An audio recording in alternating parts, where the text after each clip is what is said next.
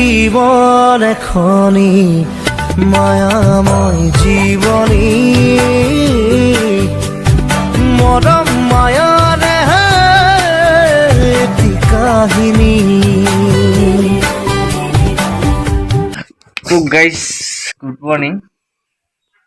তো আজি মই এটা জেগাত গৈ আছো, ৰানিং ক্লাব তো জনতা স্কুল। পুৰা লেট হৈ গ'ল তো ব্লক তাত গৈ লগ পাই আছো গাইজ মুখ চুখ ধুই গা চা ধুই লওঁ তাত, আৰু খুবেই তাত গৈ লগ পাই আছো আৰু খুবেই মানে বহুত ভাল লাগিব গৈ আছে ব্লগটো। তো কণ্টিনিউ চাই থাকক খালি। তো এতিয়া গৈ আছো ফিল্ডত তাৰ ধুনীয়া খুবেই এখন প্ৰয়োজনীয় মানে মিটিং চলি আছে।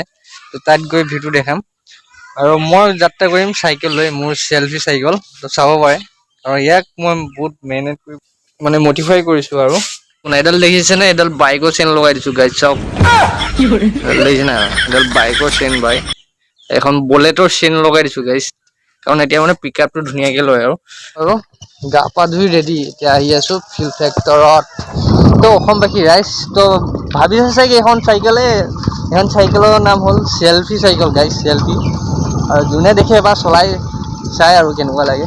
আৰু এইখন চাইকেলে মোক পুৰা বৰবাদ কৰি দি দিছে, কাৰণ এইখন চাইকেলৰ মই পৰি যে মোবাইল ডিছপ্লেত গুচি গৈছে। মানে এনেকৈ লেতেৰাকৈ পৰিছোঁ ন, 3 পাল্টি মাৰিছোঁ, যাতে মই আজিলৈ তেনেকৈ চাইকেলখন পৰিয়ে পোৱা নাই। এইখন চাইকেলৰ পৰা মই কিলোমিটাৰমান হ'ব আৰু তাৰ ভিউটো খুবেই ধুনীয়া এটা ভিউ দেখাম, আৰু বহুতখিনি জানিব লগা কথা আছে। কি কাৰণে ব্লগটো ষ্টাৰ্ট কৰিছোঁ আপোনালোকে চাই থাকক কণ্টিনিউ, আৰু নিশ্চয় গম পাব যদি কণ্টিনিউ ভিডিঅ'টো চাই থাকে।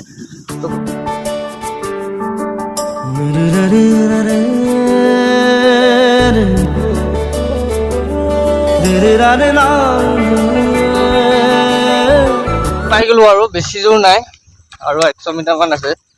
তো অকলে আহি আছো, আৰু অকলে মানে লগৰ চব আহিলে। তো গাইজ ফাইনেলি আহি পাই গ'লো। ইয়াত চব পুৰা গাড়ী চাড়ী পাৰ্কিং কৰা আছে, বাইক চাইক ইয়াতে। তো মই ইয়াতে চাইকেল পাৰ্কিঙত ৰাখি দিলোঁ গাইজ। তো ব্লক ভিতৰত সোমাই যাওঁ। এইফালে আছে এল্টো, এইফালে আছে টমটম এখন ল'ম আৰু ফিউচাৰত যদি টকা পইচা হয়।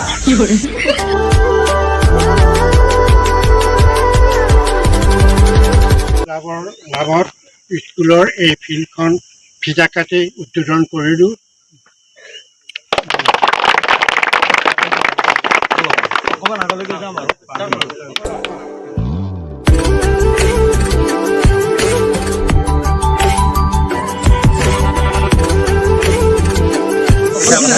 নতুন ফুলৰ বিষয়ে কি ক'বা? আজিৰ পৰা ল'ৰা যিবিলাক ৰানিং কৰে ফিল্ডত, তো সিহঁত একতা ওলাইছে আৰু বহুত কষ্ট কৰি এইটো ফিল্ড বনোৱা হৈছে। কাৰণ ব্যক্তিগত পইচা উঠাই, মানে যোনে যিমানটো পাৰিছে সিমানটো সহায় কৰিছে, ব্যক্তিগত পইচা উঠাই। আৰু ইমানটো আগত এখন যিটো দেখিছে এখন অৰণ্য নিচিনা আছিলে, চাওক এইখন বেকগ্ৰাউণ্ডত চাওক, এইটো যিমান জংঘল দিছে না, তেনেকুৱা অৰণ্য নিচিনা জংঘল আছিলে। কাৰণ এইটো যিমানখিনি মুকলি দিছে, এনেকুৱা এখন হাবি আছিলে। কাৰণ এখন ট্ৰেক যিটো মুকলি কৰা হৈছে, এতিয়ালৈকে বহুত কাম বাকী আছে, JCB আৰু ট্ৰেক্টৰ লগাই, আৰু এতিয়া জংঘলবোৰ কটা হ'ল। আৰু চাহ খাই মানে প্ৰসাদ চসাদ খোৱা হৈ গ'ল, আৰু মানে এতিয়া চাহ খাই আছে ল'ৰাবিলাকে।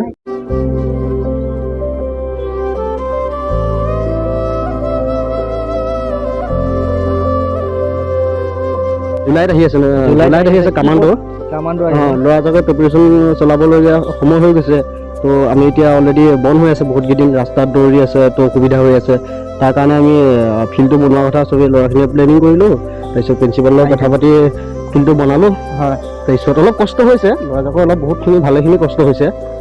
তাৰ কাৰণে আগত পুৰণা ফিল্ড আছিল ন, সেইটো খুব ভাল আছিলে দেই, কিন্তু বহুত ভাল আছিলে। তো সেই ফিল্ডটো আমাৰ ষ্টুডিয়ামৰ কাৰণে এৰি দিবলগীয়া হ'ল। তাৰ কাৰণে আমি আকৌ নতুন এটা ফিল্ড এইটো বনাইছোঁ।